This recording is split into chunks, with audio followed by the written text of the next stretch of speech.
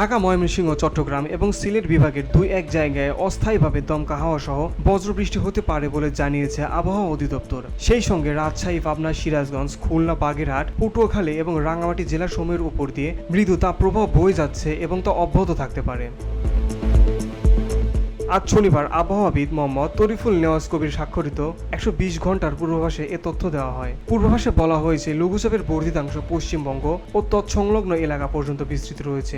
মৌসুমের স্বাভাবিক লঘুচাপ দক্ষিণ বঙ্গোপসাগরে অবস্থান করছে।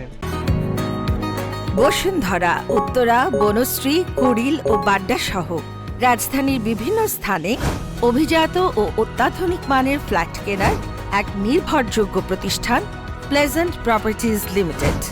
তাই আপনার স্বপ্নের আবাসনের জন্য আজই যোগাযোগ করুন। Pleasant properties limited, where destiny matches eventually.